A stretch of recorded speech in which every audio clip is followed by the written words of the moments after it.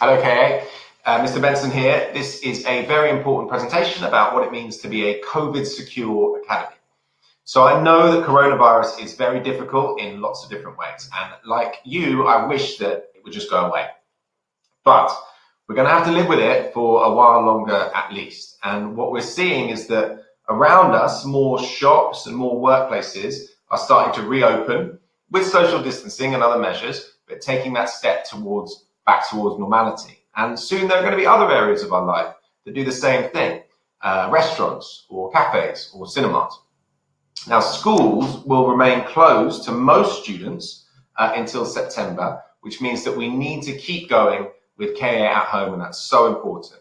However, for many students, school is open, and actually we were never fully closed. So let me tell you a bit more about this and give you some important safety advice for how it can work when you do come in. So most students, as I said, are working from home, and that is 6 hours a day. So your 4 lessons plus 2 hours worth of additional work. Do not miss lessons. Do not fall behind. It will be followed up. If you have a problem, something with your internet or something like that, you know that we can help you. But make sure you stay on top of your KA at home work. Now, eligible students, the word eligible means allowed to. So if you're eligible for something, you're allowed to. Eligible students come to school every day for something called the contingency school, or CS. And all of year 10 students and year 12 students come to school once or a few times a week to attend something called supplementary provision, or SP. Why are we doing this now? Why are schools around the UK taking these steps? Well, the reason is because the levels of virus within the community are much lower. You can see on this graph here, which gives you a week rolling average, that the number of confirmed cases has actually come very low, particularly in London. And with a lot of care, we can keep these levels low. Okay, so who should be in school? Well, certainly year 12 students. You should be coming to all of your supplementary provision sessions unless you have a very, very good reason not to. For example, if you had symptoms with the virus or you needed to isolate for some other reason, you definitely shouldn't come in. Generally, year 12 need to be here. You guys have got A-levels next year, you're applying to university. We need to be teaching you supplementary sessions to support the work that you're doing at home. Exactly the same thing is true of year 10. You shouldn't miss out on supplementary provision without a very good reason. Now, at the time of recording this, we're only on the second day of supplementary provision, but attendance is about 75% across the 2 areas. I think it should be higher. So if you're listening to this and you haven't come in, then I want you to reconsider your position based on what you hear and only miss it with a very, very good reason. Next category is what's called key worker children. So if your parents are key workers, now what do we mean by that? Well, in the email that is attached to this presentation, there's a full list which you can check against. But if your parent is a delivery driver, or if they work in finance, or if your parent is a teacher, certainly anyone who works in a care home or a doctor or a nurse, they would fit into these categories. Next category is the biggest category. It's students who are designated as vulnerable, which means that they have difficulties with home learning, or home learning is less effective for them. So, for example, if it's very noisy in your house, or you find it particularly hard to concentrate, you can't motivate yourself to do the work and you're falling behind, therefore becoming vulnerable educationally. If you're beginning to feel quite low and quite depressed, and that's quite a natural thing, I think, for a lot of us to feel, this would be a vulnerability. If social services work with your family in any capacity or have done, you probably also fall into this category. So if this does sound like it might be applicable to you, and a lot of people are and already coming to school, you need to talk to your DOL. And you very well might be able to come in and do your KA at home lessons here with supervision and with your peers.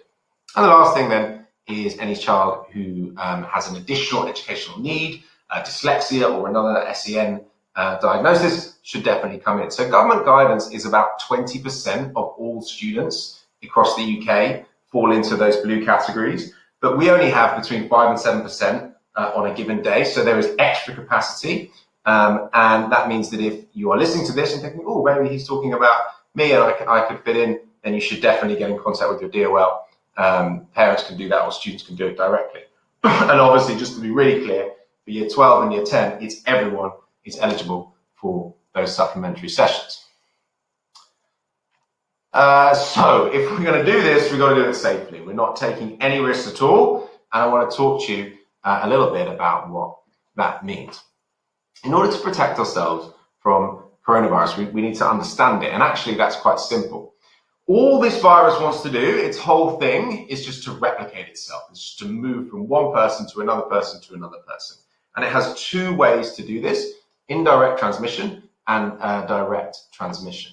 So indirect transmission is this. Could be on that handrail there. Could be being transmitted to that keyboard. If the virus is on that person's hands, then it would end up on that water bottle. And direct transmission is this. So this is old footage, to be clear. This is before coronavirus happened. But you can see the way that those students are bunched up together. They're not distancing, and that would allow the virus to move directly from one of them to the other through airborne transmission. Okay, so there's a really important analogy. An analogy is a comparison. There's a really important analogy that will help me to make this really clear. To transmit itself, the virus needs a bridge. This keyboard here is a bridge. The virus can use it to travel from one person to another. These people not distancing, that's a bridge. This handrail that this young lady was touching is a bridge. And this sneeze, if not properly managed, puts the virus on a surface and creates a bridge. So to remove these bridges one by one, we need to work differently, think differently, and behave differently. And this next section is quite deliberate, and you might watch it and think, all right, sir, I get it, it's obvious. I'm afraid that not everyone is getting it. I have to remind people about these things most days, and I see students in the community not doing them at all. So you're going to all have to take time to watch this through, every single clip, listen to what's being said, and to really take on board these new ways of working if you are someone who's one of the many people who are coming back to school. So let's take a look at this distancing clip first.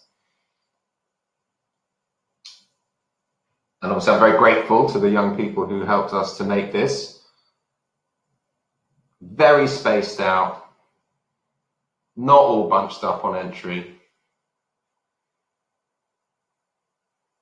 And this is a really good idea, coming in one by one, hand sanitizing on their way in. And there'll be a teacher there just out of shot, keeping an eye on that. But what we really need is your cooperation. Making their way here to contingency school lessons, and again, being careful to stay 2 meters apart, using the guidance on the floor. You can see those stickers and that tape, and not all trying to rush into the classroom at the same time.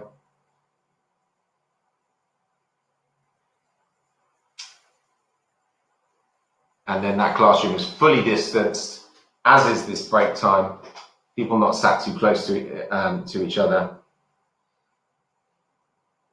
Observing good COVID secure practice. Okay, something else which is absolutely critical is washing our hands on a regular basis. And again, you're thinking, yes, sir, I get it, it's obvious. I'm afraid people don't. I'm not talking about a quick wash. I'm not talking about saying, oh, I washed them a few hours ago, so I'm not going to bother. Regular hand washing through the day. When you arrive at school, before you eat anything, when you get home, this is absolutely key. Notice how they're at either end of the sink, doing this safely. This young lady thoroughly washing her hands. You see how she's getting her wrists there as well? Really important. Okay. This next one is absolutely key too. It's about not passing resources around. And you can see this young person is wearing a mask and gloves.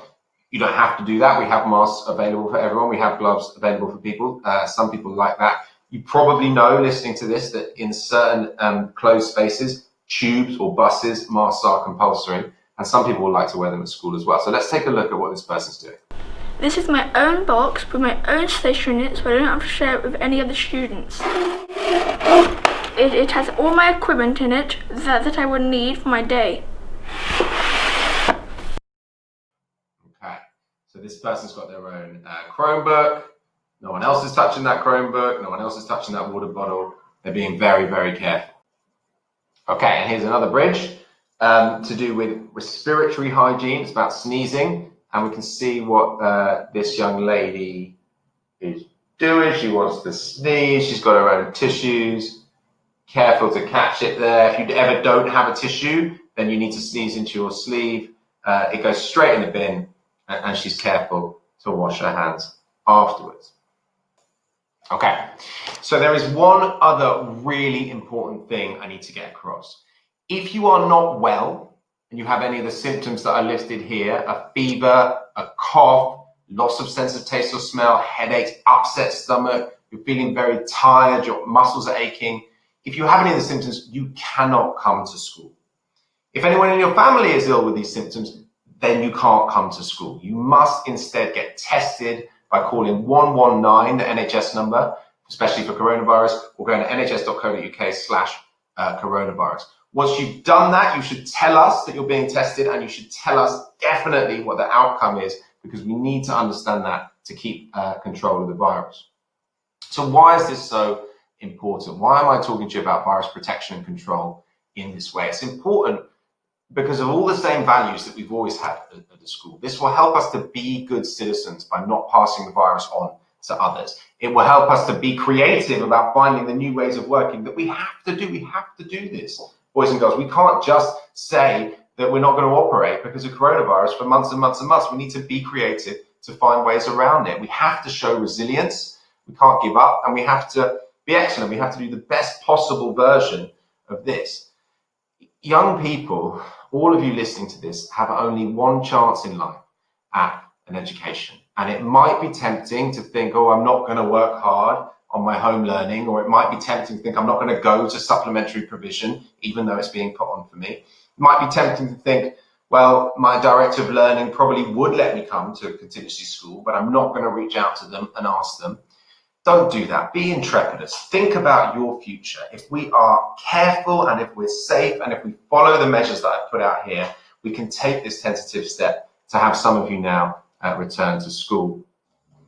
Okay, so let me finish by making this really, really simple. We do not want any coronavirus in our building or in our community. If we follow this advice clearly, we will lower the risk as much as possible and keep each other as safe as possible. And these rules are exactly the same outside of school as they are inside of school, which is why I think it's so important this presentation is watched by all students, not only those who are coming to contingency school or to supplementary provision.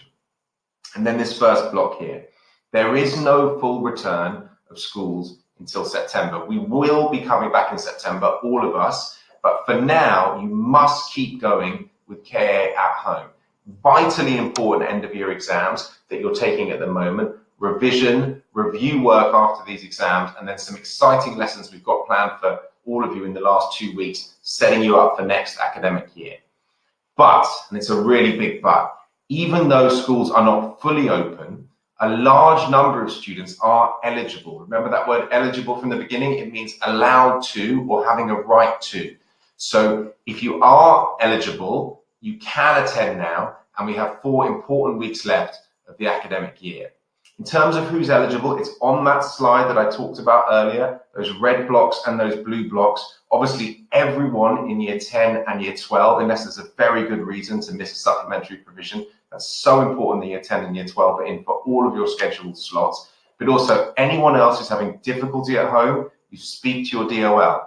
Anyone whose parents who are key workers, it's quite a big list of jobs that go into that category. Check the list in the email and speak to your DOL. And anyone, obviously, who has a special educational need. So, for those who are at school, we have to take the virus protection and control measures that I've listed here extremely seriously. This is about citizenship. It's about looking after yourself, but also looking after each other. Even if you personally are not particularly worried about the risks of COVID-19, other people in the community might be. And if we remind you to distance, you do that first time without question. Generally, the more of this you can do yourself and the more you can learn and take on board these new ways of working at school, the better. Okay, well, look, it's lovely to speak to you all, KA. I hope this all makes good sense. Best of luck with the work that you're doing, whether that's at school or at home or both. And I'll see you again very soon.